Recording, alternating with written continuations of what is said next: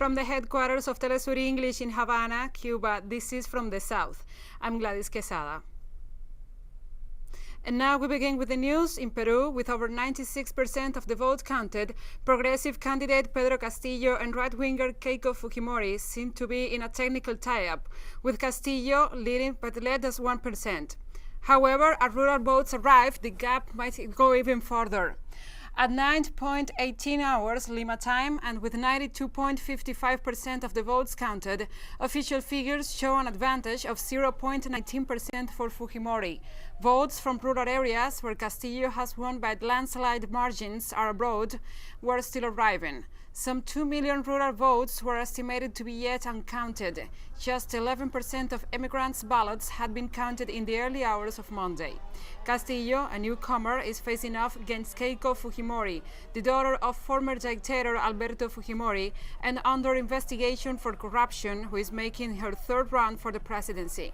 Both candidates promise that they will respect the outcome of the closest presidential elections in Peru's history.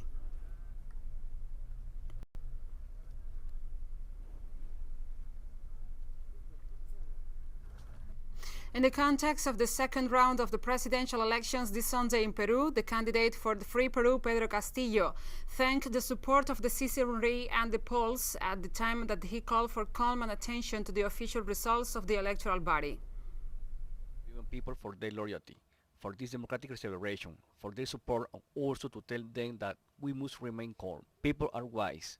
The people know that we people are smart. Dear fellow countrymen, who are also in the interest of the country, I call to the widest sanity. What we have here is nothing official. Likewise, the candidate Pedro Castillo of Free Peru stressed that he will pronounce after the National Office of Electoral Processes, OMPE, offers a first official bulletin of the electoral results of the presidential ballot this Sunday, 6 June, in Peru. We want the official data of the ONPE. We will get the pronounce from the moment. Calm, brothers, tranquility and war. We will repronounce from that moment. We are with the will of the people today. May today this democratic holiday remain calm and sane. Long live Peru.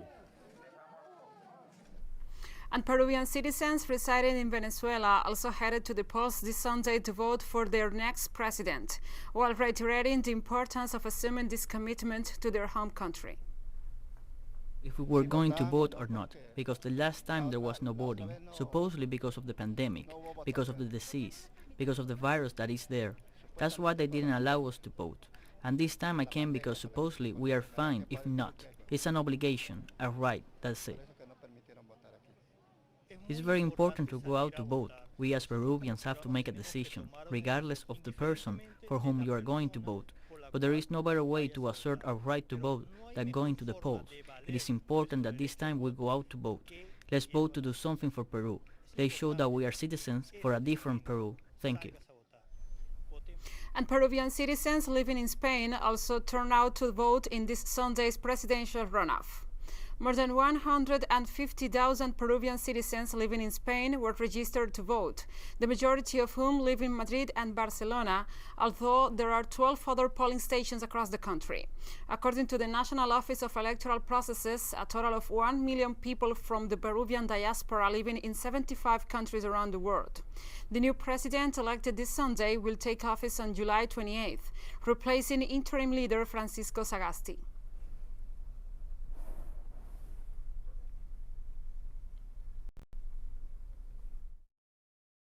We want my country to change, not to continue with the same people who have kept us poor all our lives. That is what I ask for as a Peruvian, because we have had enough. They steal from us and we still continue to vote for them. And stay with us because we'll be right back after this very short break, so don't go away.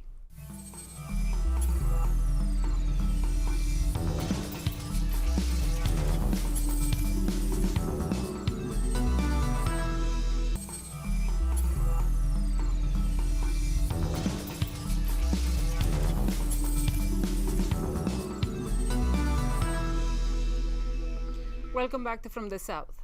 In the Mexican giant midterm polls, President Lopez-Obrador party and its allies managed to keep its majority in the 500-strong Congress and won in 10 of the 15 federal governorships.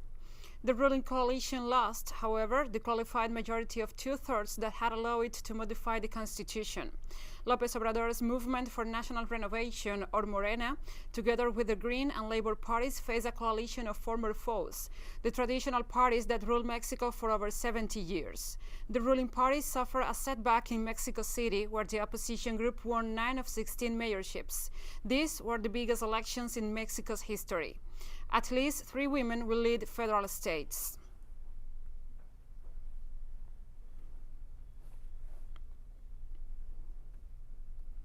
In the context of Colombia's national strike, the movement has resignified urban sites as new symbols of the epic struggle they are part of. Let's see one of them in Bogotá. This is La Calle del Aguante, the Street of the Brave in southern Bogotá, so dubbed by the young members of the so-called front line. Equipped with a makeshift shields, stones, and whatever they have at hand, the youngsters fight off the ill-fated SMAD, the police mobile riot squadron. This area of the Chicala neighborhood surrounds a terminus station of Bogotá's Transmilenio's bus system that had also been rebaptized. In now the Resistance Portal, or Portal de la Resistencia, the scene of police atrocities in the framework of Colombia's national strike.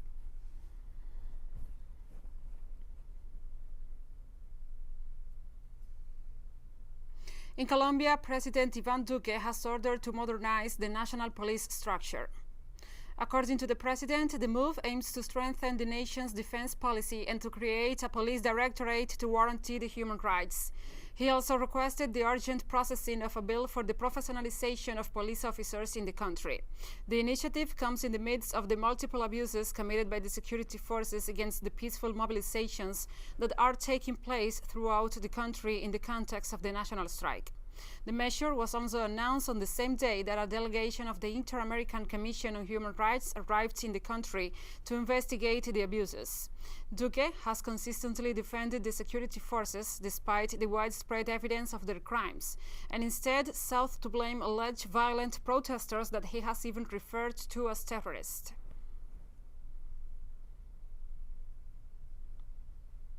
I have given clear instructions to Minister Molano to modernize the organic structure of the Ministry of Defense at zero cost, where we will give unquestionable emphasis to citizen security, to public security, and within this emphasis, the work with our national police, where we work closely with citizens, and the structure of the work itself, where we will constantly improve the structure of public scrutiny and the work itself. But we will also constantly improve the actions of our soldiers and police officers.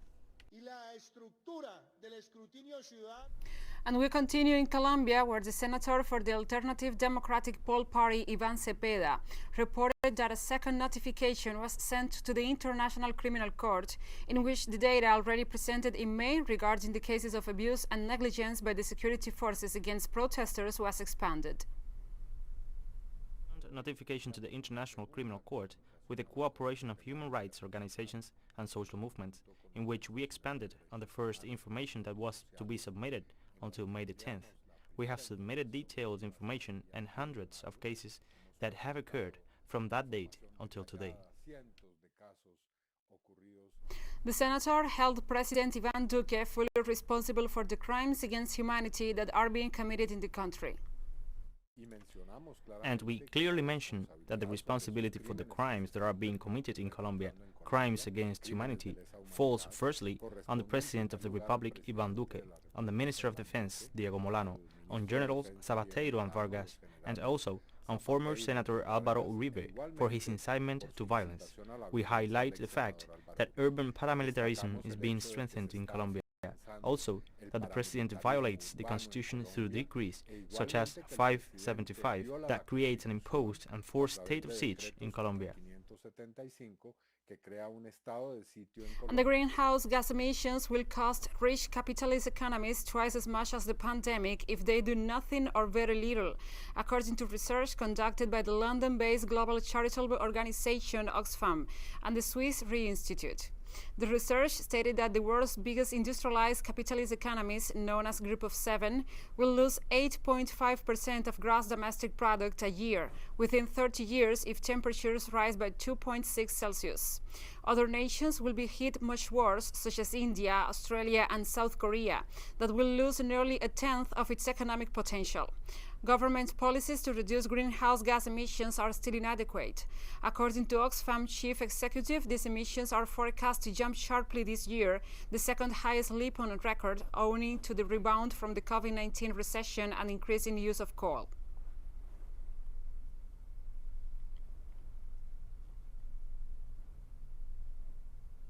In the United States, 2 wildfires burning Sunday in the hills and mountains of eastern Arizona have scorched more than 60,000 acres and prompted evacuation orders for hundreds of people. The Telegraph fire has burned more than 34,000 acres in and near the southern edge of Tonto National Forest, 60 miles east of Phoenix, since starting Friday afternoon.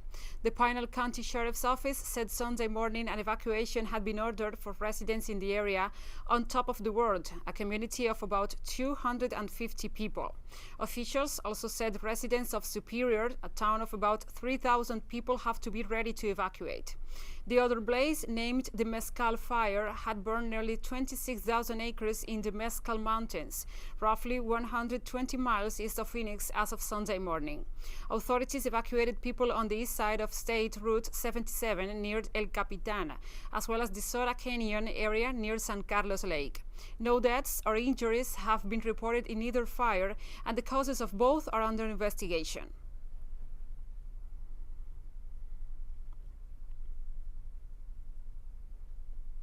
And extreme weather has resulted in the flooding of several parts of Germany, causing the death of at least one person and extensive damage.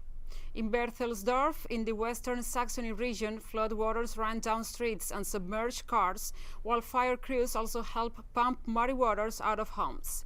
Rescue personnel have responded to hundreds of incidents as the adverse weather, which has struck the country over the past few days, caused major floodings in some regions.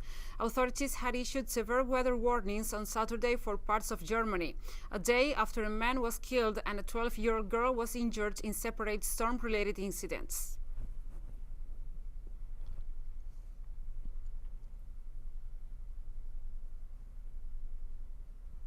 On Monday, Spain opened its borders to vaccinated travelers from all over the world, hoping an influx of visitors will revitalize its tourism sector, severely hit by the pandemic. Travelers arriving in the country from outside the European Union and other countries will have to show proof of administration of full doses of a COVID-19 vaccine, approved by either the World Health Organization or the European Medicines Agency, more than 14 days prior to arrival. From tourists from low-risk zones, no proof of vaccination, recovery, or diagnostic tests will be required.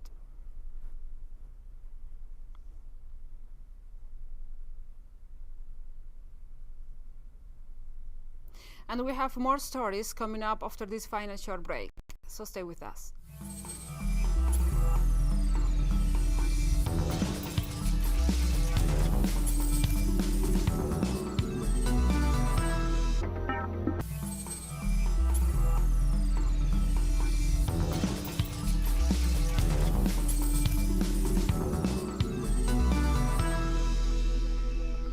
Welcome back.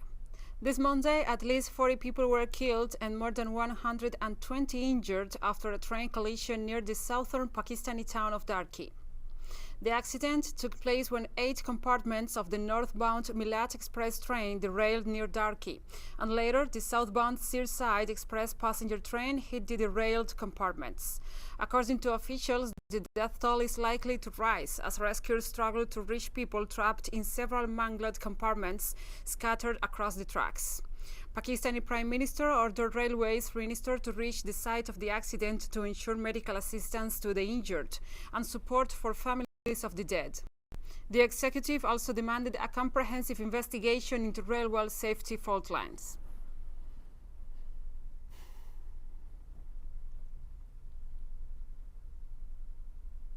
Israeli occupation police on Sunday arrested 2 prominent activists campaigning against the threatened expulsion of Palestinian families from their homes in the Israeli annexed East Jerusalem neighborhood of Sheikh Jarrah. Police took away Mona El Kurd, age 23, for questioning and left a summons for her twin brother Muhammad a day after police had also detained an Al Jazeera journalist covering a demonstration nearby. The family's lawyer said Mona had been charged with acts that disturb peace and order and riotous acts.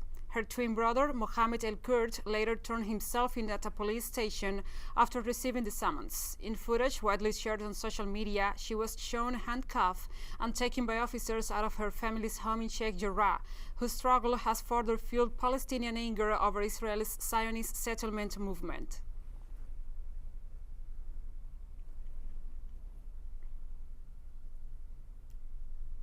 And the father of prominent activist Mona El Kurd stressed that Palestinian residents of Sheikh Jarrah will not be silenced by the Israeli occupation in fighting for their rights. In the morning, by the presence of about 7 or 8 members of the Special Forces and the intelligence unit asking for Mona and Muhammad, they attacked and searched the whole house, and even a female soldier entered while I was sleeping to see whether I was awake or not. I did not see any warrant that allows them to search or break into my house that way. We will not be feared, and our voice will remain loud until we take back our right.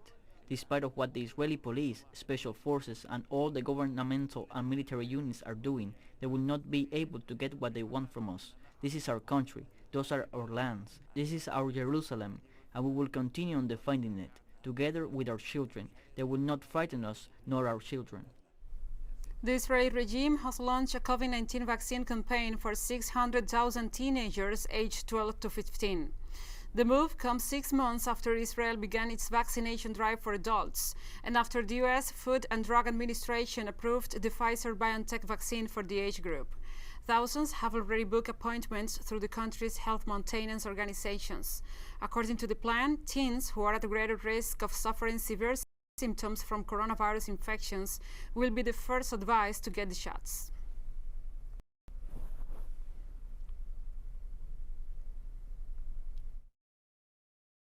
Usually, I am afraid of vaccines, but I know the importance and that this is the way to lower the risk of contagion from corona, or God forbid, being seriously ill, anesthetized, and on a respirator. It scares me very much.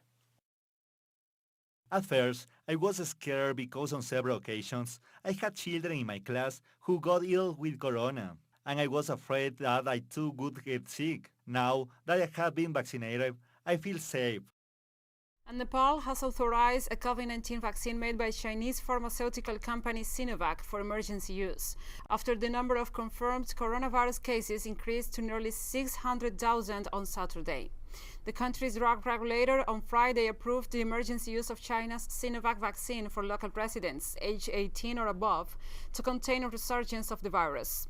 Nepal reported 5,000 new confirmed COVID-19 cases in the last 24 hours, according to the country's Ministry of Health and Population.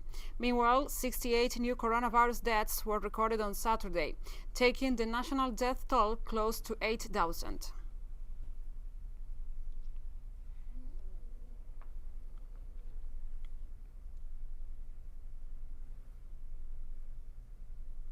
And a black box from a ship loaded with chemical and plastic that is sinking off Sri Lanka has been located, officials said Sunday, as investigators probe what caused the vessel to catch fire. Sri Lankan authorities said they hope it will provide details of the ship's movements and its communications with the harbor in the capital Colombo, where it had been due to dock. The Singapore-registered MV Express Pearl has been slowly sinking into the Indian Ocean since Wednesday, after a fire that raged for nearly 2 weeks within the site of the coast.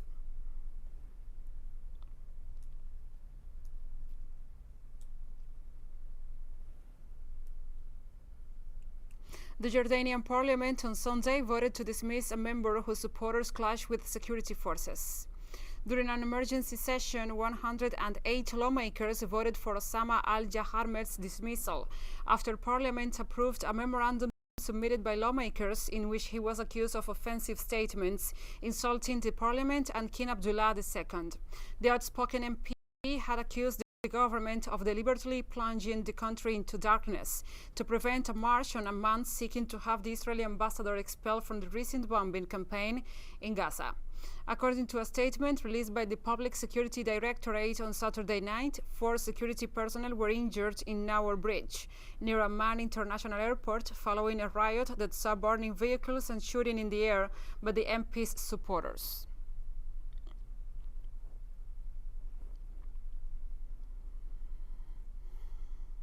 And the police in northwest Nigeria's Kebbi State said Sunday that the death toll from an attack by a gang of cattle thieves of 7 villages on Thursday had risen to 88. The region has struggled with decades-long communal clashes over resources, but more recently, some groups have become more violent, looting, killing, and kidnapping for ransom. Thousands of assailants on motorcycles attacked 7 neighboring villages in Danko-Wasagu district. Police were deployed to the area over the weekend to forestall further attacks.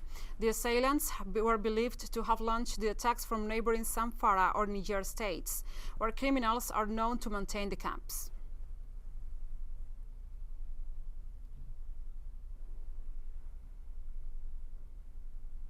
And we have come to the end of this news brief. But remember, you can find this and many other stories on our website at telesurenglish.net. And also, if you feel so inclined, please join us on social media.